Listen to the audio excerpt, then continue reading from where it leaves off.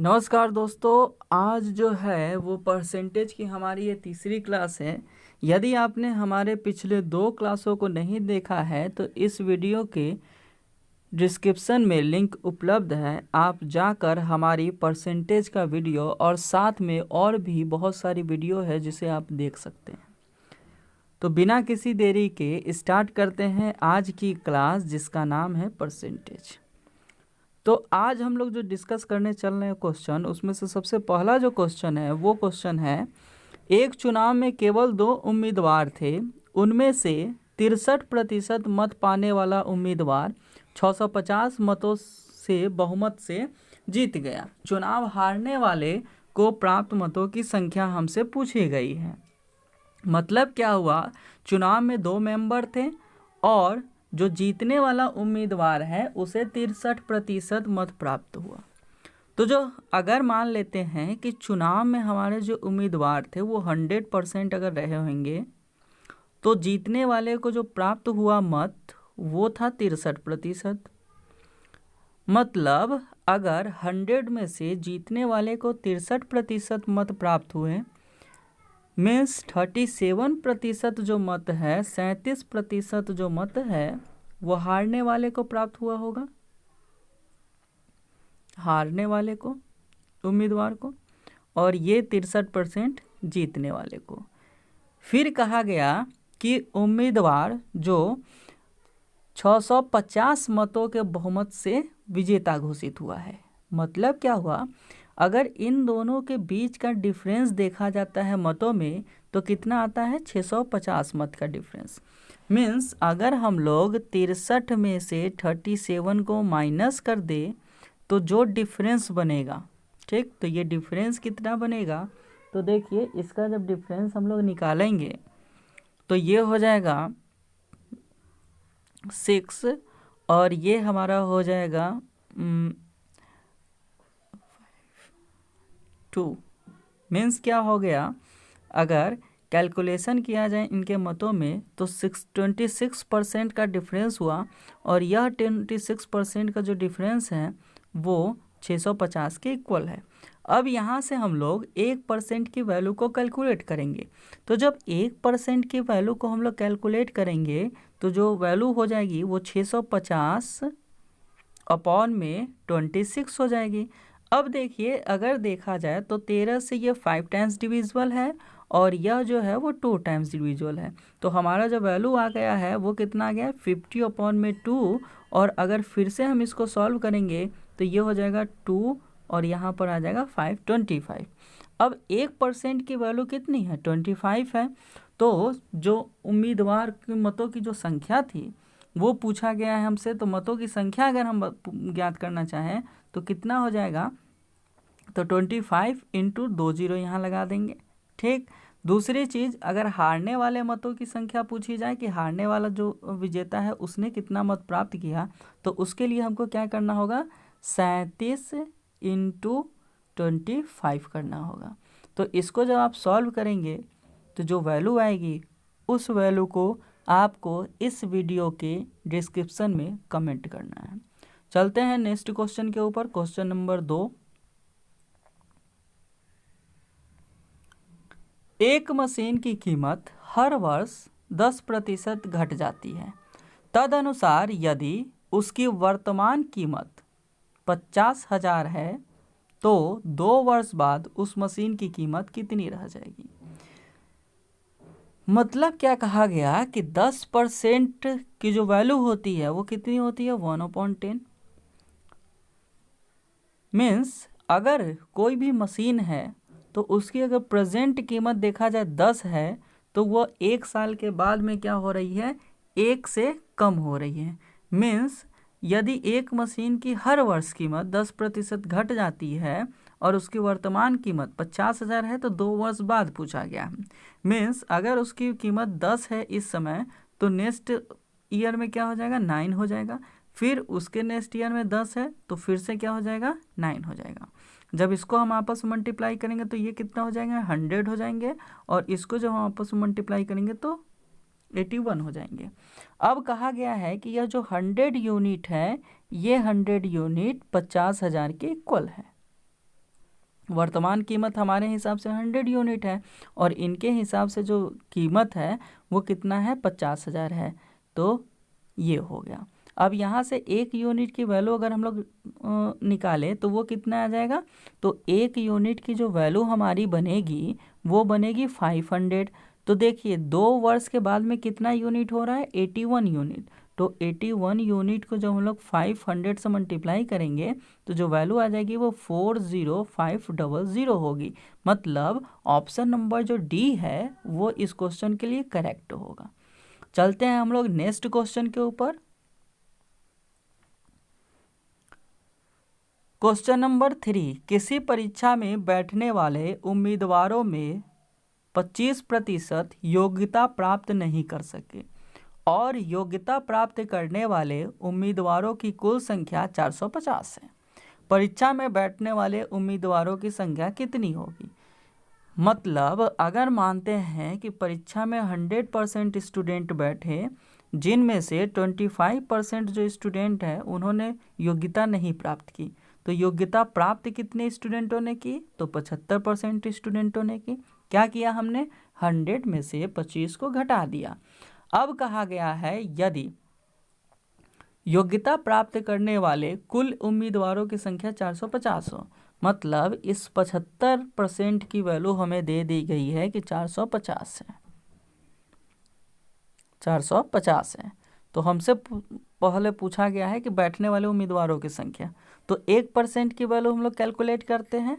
1% की वैल्यू कैसे कैलकुलेट होगी, 450 अपॉन में 75 कर देंगे। जब इसको हम लोग 5 से डिवाइड करना स्टार्ट करेंगे या 15 से डिवाइड करते हैं तो ये 3 टाइम्स 30 टाइम्स वो चला जाएगा और ये 5 टाइम्स। जब इसको फिर से हम लोग डिवाइड करेंगे तो यहाँ क्या हो जाएगा, 6 हो जाएगा। अब 1% की वैल्यू अगर 6 है तो 100% की वैल्यू निकालने के लिए क्या करना होगा, 6 से मल्टीप्लाई करना होगा। तो वैल्यू हमारी आ जाएगी 600 और इस क्वेश्चन के लिए ऑप्शन नंबर बी जो है वो करेक्ट ऑप्शन होगा। क्वेश्चन नंबर 4, रतन का व्यय और बचत 5:1 के अनुपात में है। यदि उसका वेतन 25% बढ़ा दिया जाए और बचत 15% हो तो वह उसकी वेतन में कितने प्रतिशत की वृद्धि हुई है, ये पूछा गया है। ठीक, व्यय में यहाँ पर एक मिस्टेक है, ये व्यय होगा, यहाँ पर जो है वो व्यय होगा। ठीक, तो पूछा गया है कि उसके व्यय में कितने प्रतिशत की वृद्धि होगी। तो हम मान लेते हैं कि ये जो 5:1 है इसमें हमने 100 से मल्टीप्लाई कर दिया तो वैल्यू कितनी हो जाएगी, 500 और ये वैल्यू हो जाएगी 100। ठीक, अब देखिए किसी का भी जो इनकम है वो कैसे बनता है, वो कितना खर्च कर रहा है और कितना वो बचा रहा है, यही दोनों मिलके क्या बनाते हैं, इनकम बनाते हैं, उसका वेतन बनाते हैं। तो अगर हम लोग वेतन इसका देखा जाए तो इसका वेतन कितना बनेगा, तो हमको क्या करना होगा, इस दोनों को ऐड करना होगा, तो ये हो जाएगा 600। अब इसकी वेतन अभी कितनी है, तो 500 + 100 600 है। इसमें क्या किया गया, 25% की वृद्धि कर दी गई। 25% की वृद्धि कर दी गई मतलब इसका 25% कितना हो जाएगा, 25% की जगह पर मैं लिख देता हूँ 1/4। जो 1/4 में लिखूंगा तो 4 एकम 4, 4 एकम 4, 4 पंचे 20, मतलब 150 इनकम जो है उसकी बढ़ी है। मीन्स पहले उसकी इनकम अगर 600 थी तो अब उसकी इनकम कितनी हो गई है, 750 हो गई है, 750 हो गई है। जैसे ही उसकी इनकम इंक्रीज की तो उसका जो बचत था वो भी क्या हुआ, 15% से बढ़ गया। मीन्स पहले वो कितना बचत करता था, तो पहले वो 500 की बचत 100 रुपये की करता था, अब वो 15% एक्स्ट्रा कर रहा है, मतलब 100 का 15% अगर आप निकालोगे बचत तो कितना हो जाएगा, तो बचत हो जाएगा 115 रुपये। मीन्स अगर हम लोग 115 रुपये इसमें से घटा दे 750 में से तो क्या बनेगी वैल्यू, 5 हो जाएगी वैल्यू, और ये कितनी हो जाएगी, 3 हो जाएगी, और ये वैल्यू कितनी हो जाएगी, तो ये 6 हो जाएगी, मतलब 635।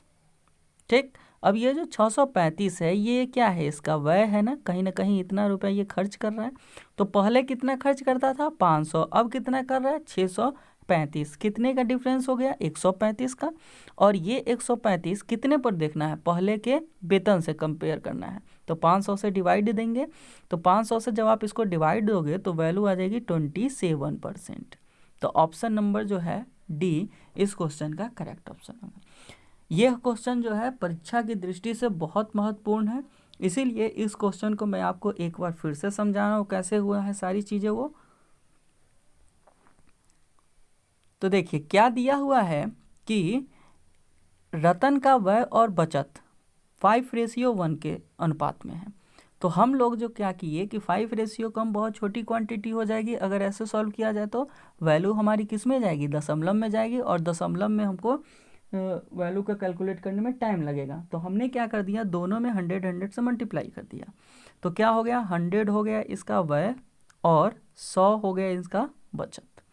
फिर क्या बोला गया कि इसकी वेतन को 25% बढ़ा दिया गया। तो सबसे पहले हम लोग देखेंगे कि इसका वेतन कितना है। तो वेतन इसका कैसे निकलेगा, जब इन दोनों को ऐड कर देंगे, तो ऐड करने पर कितना आ गया 600। और इस 600 को क्या कर दिया गया, 25% इसको बढ़ा दिया गया। तो 600 को जब हम 25% बढ़ाएंगे तो 25% की वैल्यू 1/4, यहाँ से जो वैल्यू निकल के आती है वो 150 आती है। अब देखिए पहले उसका वेतन कितना था, 600 था, अब उसका वेतन कितना है 150 और बढ़ गया है। मतलब अब उसका जो वेतन होगा, नया वेतन, वो कितना होगा, वो 750 होगा। जब इसका वेतन 750 था तो जो वो बचत करता था वो भी इंक्रीज किया गया। तो पहले बचत कितने का था, तो पहले बचत 100 रुपये का था, और नया बचत कितना हो जाएगा, तो 100 का बचत, तो 100 का देखा जाए तो 100 का क्या हो जाएगा, 100 का 15%, मतलब 115/100 कर देते हैं तो कितना हो जाएगा 115। मीन्स कितने का डिफरेंस बन गया, तो डिफरेंस हमारा बन गया है 635 का। अब देखिए पहले जो था वो 500 रुपया वो व्यय करता था, अब 635 कर रहा है, मतलब कितने का डिफरेंस हो गया 135 का। और कितने पर देखना है, पहले से, तो 500 × 100 कर देंगे तो जो वैल्यू हो जाएगी वो कितनी हो जाएगी 27%। Option number D. चलते हैं नेक्स्ट क्वेश्चन के ऊपर। मनोज अपनी मासिक वेतन का 20% बचाता है। यदि उसका मासिक व्यय 6000 है तो उसकी मासिक बचत ज्ञात कीजिए। मीन्स अगर मनोज 100% इनकम करता है तो उसमें से वो 20% बचाता है, तो 80% वो खर्च करता है, और यह 80% की वैल्यू अगर रुपए में दिखाया जाए तो वो कितना है 6000 है। ठीक, अब 1% की वैल्यू अगर निकाली जाए यहाँ से तो क्या निकलेगा 6000/80, यहाँ से ये कट गया। अब देखिए इसको जब हम लोग सॉल्व करेंगे तो ये क्या हो जाएगा 7 और ये क्या हो जाएगा 5, मतलब 750। अब 750 है। अब फिर क्या बोला गया है, हमसे बोला गया है उसका मासिक बचत बताइए। तो 1% की वैल्यू 750 है, तो हमसे पूछा गया है कि 20% की वैल्यू तो कितनी होगी वो बताइए। तो 20% की वैल्यू कितनी हो जाएगी, और ये कितना हो जाएगा, मतलब 750 और ये हो जाएगा 150। ठीक, तो जो वैल्यू हमारी आ जाएगी वो कितनी हो जाएगी 15,000।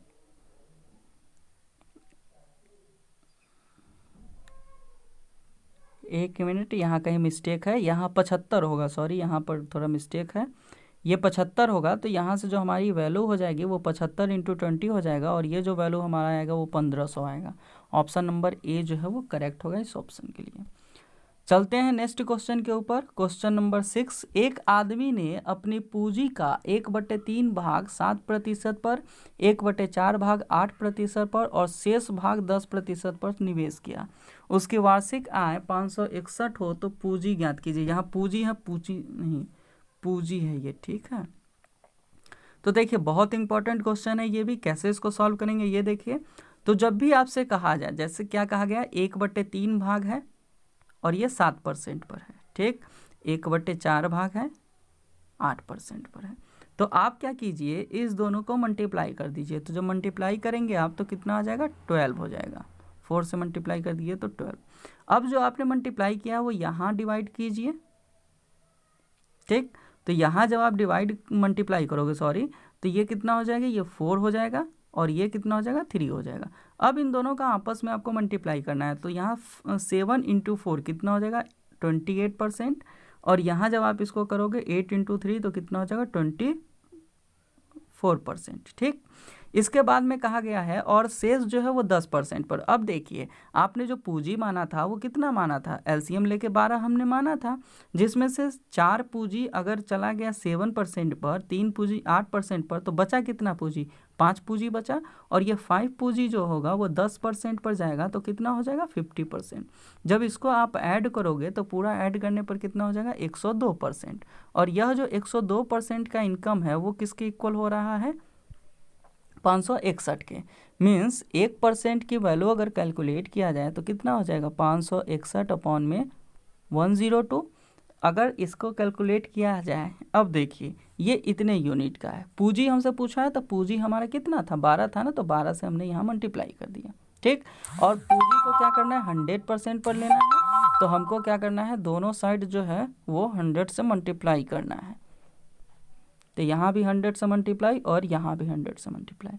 तो जब आप इसको सॉल्व करोगे तो ये सॉल्व करने के बाद में आपकी जो वैल्यू आ जाएगी वो देखिए, इसको अगर आप सॉल्व करते हो तो ये 6 टाइम्स, और इसको जब आप सॉल्व करोगे तो ये आ जाएगा 51 टाइम्स। जब इसको आप सॉल्व करोगे तो ये 11 टाइम्स चला जाएगा, तो वैल्यू जो हो जाएगी वो 6600 आ जाएगी। चलते हैं नेक्स्ट क्वेश्चन के ऊपर, क्वेश्चन नंबर 7। एक परीक्षा में परीक्षार्थियों की 52% अंग्रेजी में अनुत्तीर्ण हुए और 42% गणित में अनुत्तीर्ण हुए। तदनुसार यदि दोनों विषयों में 17% अनुत्तीर्ण रहे तो दोनों विषयों में उत्तीर्ण परीक्षार्थियों की प्रतिशत बताइए। इसमें देखिए 2 सब्जेक्ट दिया रहेगा और जो भी वैल्यू आपको कही जाएगी वो पूरे अनुत्तीर्ण वाले रहेंगे। तब आप क्या करोगे, मानेंगे कि विद्यार्थी 100% है, जितने अंग्रेजी में अनुत्तीर्ण हुए उनको माइनस कीजिए, मैथ वाले को माइनस कीजिए, और जो दोनों विषयों में अनुत्तीर्ण हुए हैं उनको प्लस करना है। ठीक, इसको जब आप सॉल्व करेंगे तो देखिए कितना हो जाएगा 117 हो जाएगा, और इसको जब आप सॉल्व करेंगे तो ये कितना हो जाएगा 94। जब इसको आप माइनस करेंगे तो 23% करेक्ट ऑप्शन हो जाएगा। चलते हैं नेक्स्ट क्वेश्चन के ऊपर। ये जो क्वेश्चन है वो बिल्कुल पिछले वाले क्वेश्चन की तरह है, तो ये क्वेश्चन एज ए मैं आपको होमवर्क के तौर पर दे रहा हूँ, जिसका सही आंसर सही ऑप्शन आप इस वीडियो के कमेंट सेक्शन में दोगे। चलते हैं नेक्स्ट क्वेश्चन के ऊपर। यहाँ एक चीज़ देख लीजिए, क्वेश्चन नंबर 8 में जो है यहाँ पर दिया गया 10% के दर से हाथ हो रहा है, ये हाथ नहीं बल्कि हास है, मतलब कमी हो रही है, इसमें कमी हो रही है। चलिए नेक्स्ट क्वेश्चन पर चलते हैं। वह धनराशि कितनी है जिसका 25% 180 के 12.5% के बराबर है। मतलब क्या कहा गया है, वह धनराशि आपको बताना है जिसका 25%। तो मान लीजिए वह धनराशि x है, और x का अगर 25% देखें हम लोग तो x का 25% की वैल्यू क्या होती है 1/4 होती है। 25% की वैल्यू अगर हम लोग फ्रैक्शन में निकालें तो 1/4 होती है, बराबर होगा 180 के, ये कितना है 12.5%, और 12.5% को हम लोग क्या लिखते हैं 1/8 लिखते हैं। तो अगर यहाँ से इसको कैलकुलेट करेंगे तो ये क्या हो जाएगा 8 दूनी के 16। ठीक, फिर कितना बचेगा 8 दूनी के 16, 2 जीरो बचेगा, 8 दूनी के 16 और 8 पंचे 40। जब इसको हम x की वैल्यू निकालेंगे तो 225 × 4, तो जब इसको सॉल्व करेंगे 4 पंचे 20, 4 दूनी के 8, 2 10, 4 दूनी के 8, 8 1 9, तो ये कितना हो जाएगा 90। ऑप्शन नंबर डी करेक्ट होगा इस क्वेश्चन के लिए। चलते हैं नेक्स्ट क्वेश्चन के ऊपर। यहाँ कहा गया किसी वस्तु को 10% तथा 10% की 2 क्रमवार मूल्य विधियाँ किस एकमात्र मूल्य विधि के समतुल्य है। ये जो है वो कुछ भी नहीं है। तो जब भी ऐसा क्वेश्चन आए तो आपको क्या करना है, जो a + b + a × b upon में 100 का जो फॉर्मूला है उसमें वैल्यू को आपको रख देनी है। तो 10 + 10 2 बार छूट दे रहे हैं ना, इसीलिए 10/10 × 100। जब इसको आप सॉल्व करोगे तो 21%। ऑप्शन नंबर बी करेक्ट होगा इस क्वेश्चन के लिए। उम्मीद है आज की क्लास आपको पसंद आई होगी। अपना सहयोग हमारे चैनल पर इसी प्रकार से बनाए रहे। तब तक के लिए धन्यवाद।